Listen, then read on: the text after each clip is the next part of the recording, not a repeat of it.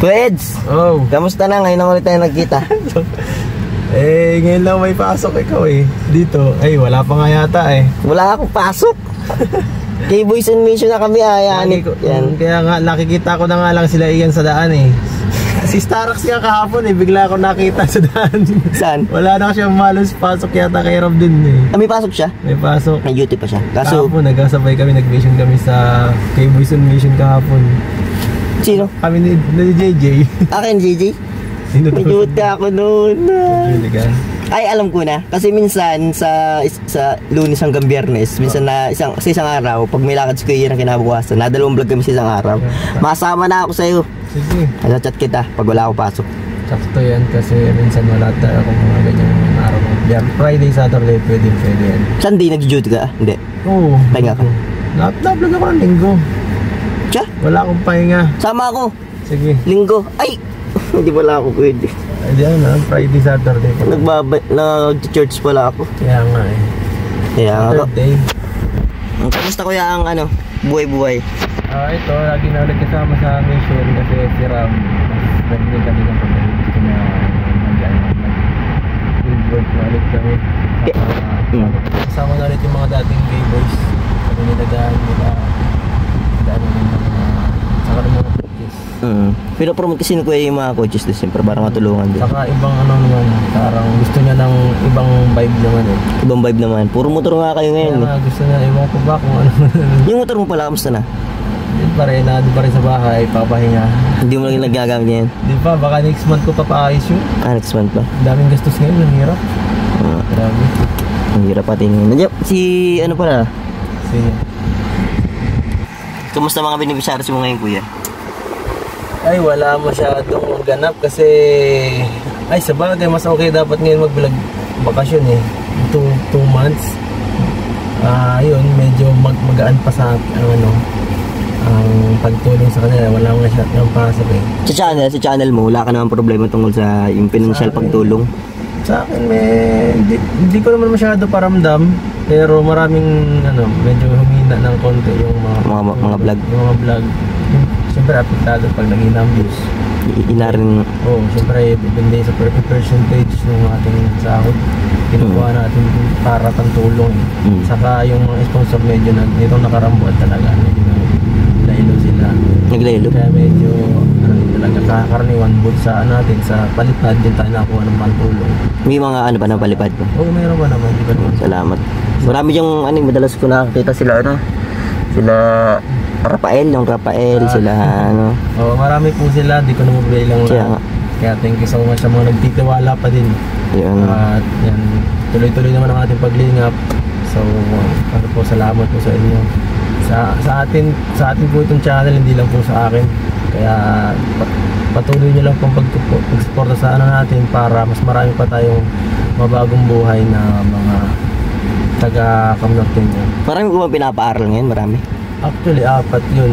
College? Yung isa kasi umalis ng isa hindi dapat na lang. Dapat ay 5. May ginawa lang this coming year. Grabe may sinagot nila Kuya Lito at nila Ma'am Rexy yung tuition fee at yung boarding, kaya nakahinga-hinga ko. Sino? Yung 4. Yung 4 na yan? Oo, sinagot. Kaya medyo nakahinga-hinga ako ngayon. Kasi nakaraan medyo mag-ibat pa din at sa boarding pag 1 taon yun, malaking gastusin yun. 4 sila. 4? Ano yung tuloy-tuloy yun? Tuloy-tuloy nilang grabe minsan ang hirap bagang pag-estudyante, minsan ang hirap i-vlog kasi busy lagi. Saka syempre minsan walang ganap kaya din walang talaga kaya minsan napapabayaan ko sila minsan 1 month na walang vlog. Kaya minsan hirap magbigay kasi walang kita Buti na lang pala may nagsagot Oo nga, malaking bagay talaga. Boarding house? Kasama boarding house? So pagkain na lang sa'yo, parang ganun. Kasi sa boarding pa lang, 5,000 yun silang 4. So masama na sila sa boarding house? Puro babae naman pala. Ayos din at may nagtulong. Kaya thank you so much. Lahat kasi sila private din, kaya medyo masakit. Isang school, Lourdes? Sa Mabini sila Sa Mabini, private pala yun? Mabini sila, private na sila. At di ba mahal dun? Medyo, parehas lang yun ng Lourdes. Grabe. Mga 10 plus ang mga 10, 11, 12. Depende rin sa course pag may tuition. Nung pag-nursing, medyo mahal. Kaya hindi nga yung ginawa lang nila, sakto na kaya-kaya pa natin. Pero may get. Siyempre, thank you din sa Kalakuya dito. At saka isa ibang sponsors. Kasi tuloy-tuloy yung pag-ano nila, pagbigay sa atin. Kaya di nawawalan yung ano, di nauubusan sila ng ano, siyempre ng allowance, yan, malaking bagay din. Kasi siyempre, tuition lang, medyo ano pa rin yun, masishort pa din sila din eh. Kasi yung iba talaga, karaniwan, wala talagang hanap buhay yung mga tinutulungan ko eh. Kaya kasi, wala din. Hindi ko alam kung anong alam nilang ano, parang sa kakayanan para matulungan, para sila mag-support kahit kailangan sa pamilya nila. Kaya yun ang iniisip ko ngayon. Kaya kung aasa lang sila sa magulang nila, minsan yung magulang talaga hirap, walang kakayanan magparal ng mga anak baga. Kaya nga minsan iniisip ko kung paano talaga mabigyan ng maayos na anak buhay yung mga yun, para kahit paano sa allowance lang, masuportahan nila yung anak nila. Kaya ang gusto mo sana, yung magulang nila bigyan ng hanap buhay na parang tuloy-tuloy para mabigyan yung anak nila ng... Kung saan sila, mga tindahan, kung ano man. May mga lugar pa naman na tindahan ay parang hindi papatok. O kaya sa trabaho nila, kung anong kailangan nila sa trabaho nila para mas mapaan, kung magsasaka, kung mangingisda. Para puhunan, ibig mo ng puhunan. Mas maganda kasi yung ganun eh. Actually, nito last year, tinitry ko kasi minsan, nasa tao din eh. Pag di nagpursige. Oo, kasi kung hindi sila talagang motivated, kung ano, para ilaguyod yung pamilya nila, wala kahit gano'n ikaw na vlogger na iporsige sila doon sa isang bagay na naiisip mo, wala din eh. Kasi sanay na sila sa gano'n na yung isang kahig, isang tuka, parang gano'n na lang. Pag meron, pag wala, gano'n na lang. Parang nangyari is parang asa sila dun sa magiging future ng anak. Ang pangit, di ba? Pag iaasa sila dun sa gano'n na lang, bahala na. Kumbaga bahala na. Ayoko nang gano'n eh. Ang hirap yun. Hindi makakatapos ang anak nun. Ayoko nang gano'n sa mga tinutulungan ko na makaasa masyado sa ano.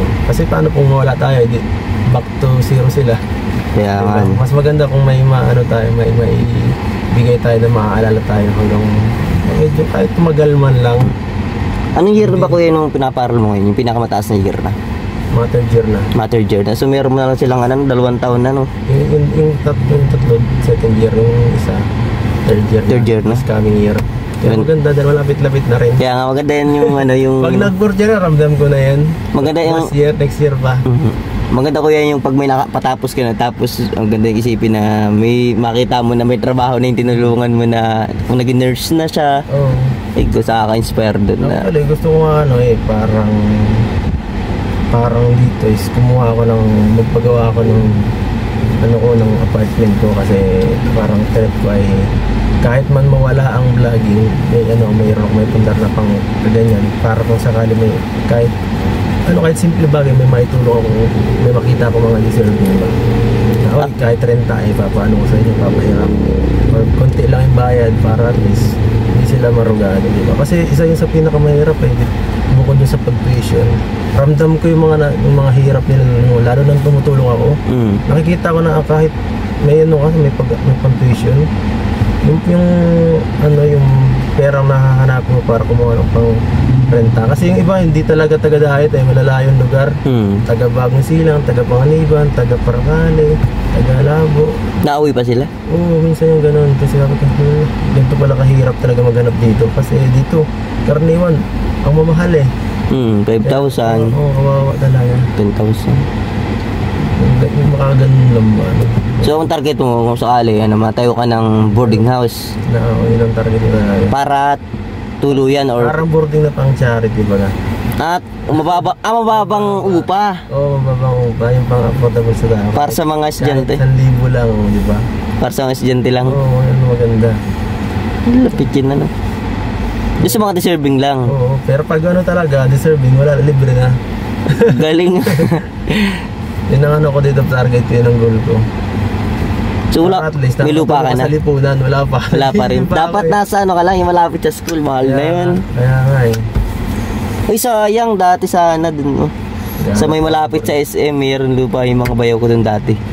Pinabinta na lang rin. Yung maganda at least meron pa rin paglilingap. Oo, Kung sakali mo wala mo na Ang YouTube. Oo. Paano mo naisip yun na mawawala ang YouTube? Paano sakaling? Hindi naman na kaso lang, siyempre, hindi rin ako kampante lagi. Sabagay. May isip na, paano, may possibilities na ganito pa. Napapaso din ng isang app sa yan. Pwede rin, bakit di yun nababandito yun? Kung sakali lang. Pwede po tayo tumagal. Halimbawa, malakas na kung umabot po tayo 10 taon. Ganun. Pero siyempre dapat dapat may pundar ka na habang meron pa. Ganyan din ang mindset ni Kalinga Prab kasi siyempre lagi niyong pinapaalala sa mga kasama mo ganyan na hindi habang buhay ang YouTube, lagi niyong tatandaan na pwedeng mawala yan. Kumbaga yung mga sarili niyo, ihandaan niyo na sa bagay na yun. Kaya yung iba kasi komportable na sa sumasahod lang, pero Talagang naghahanda ka, pinaghahanda. Laging prepared dapat lagi. Kasi ang hirap mabuhay pag wala akong mahal sa trabaho sa kanan.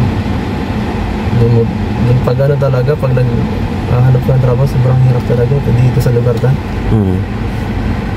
Kaya, saka yung karaniwan yung iba, malibat na papunta sa ibang lugar. So, talaga ang goal is yun nga, maka-pundar, saka makabuild ng parang charity na boarding charity. Oo, parang gano'n. Ganda ba yan? Yun, salamat ko Eds sa iyo.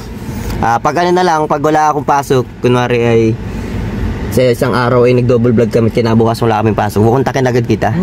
Sila super, makasama ko lagi yan. Yung Sabado, Bernes yata, or Sabado, sinasama ko yan. Pag Sabado, mga ganyan. Ay, Sabado nga kami nag-alis nung nakaraan. Sabado, nung last 2 weeks ago. Pero nung last week, Friday, ay Miyerkules lang. Sabado. Karaniwan, Sabado. Siya? Di ba ang kasama ko kasi pag Sabado pala? Sila super, makasama ko. Sabado kasi wala akong pasok pa talaga Sabado. Linggo. Yun, salamat kuya. Mapasok ka na ba doon? Tara, sige po. Yan, maraming salamat po sa inyo mga kalingap. Mga kalingap.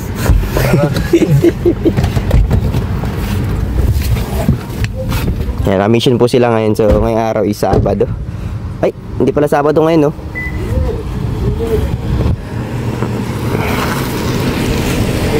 Hindi po tayo saan kasama ngayon kasi tayo ay K-Boys and Mission. Maraming salamat po sa inyong pagsuporta guys. Hato po kay Gracia po ito. Peace out po. Nakaubad ka? Ha? Masan ka? Alam mo may muscle ka sa Masan ka? Maalis na. Sino yan? Doon tayo.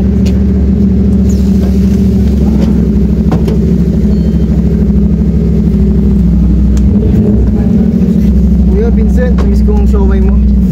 Ay, sarap nga na siomay nito. Oo, sarap. Yung iniwan mo bro, inubos ko. Ikaw nag-ubos? Oo.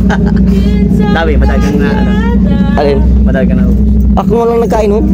Kasi nagalis na kayo lahat eh. Pero malang. Kaya ko nga lang. Kaya? Kaya ko. Ayun guys, mahal.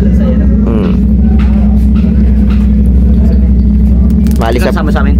Ano araw ba ngayon ko? Martes. Ay, ano ba ngayon? Mission. Mission. Straight yun, straight. Ay, hanggang Sabado? Pernes. Sabado pa nga. Ayun po, maalis na po ang ating mga kasamahan K-Boys. Ayun na po, magsakain na po sila.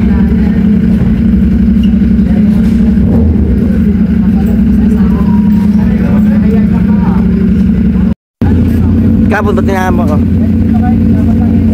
Kapon? Ay, nung Sunday?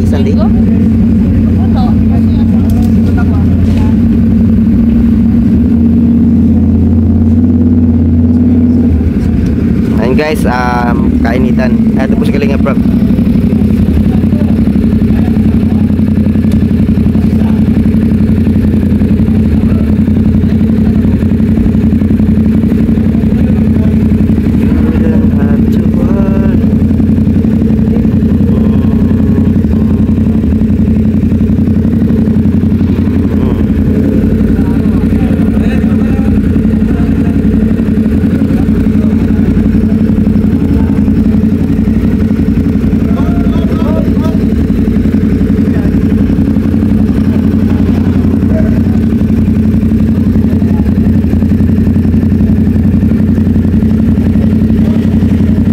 Ay!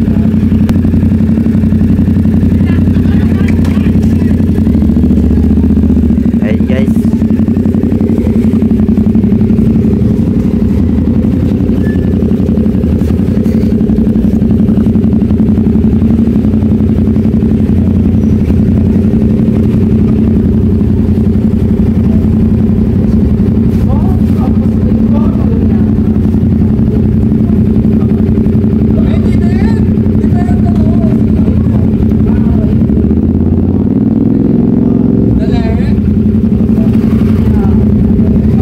Guys, maalis na po ang ating mga kasamahan.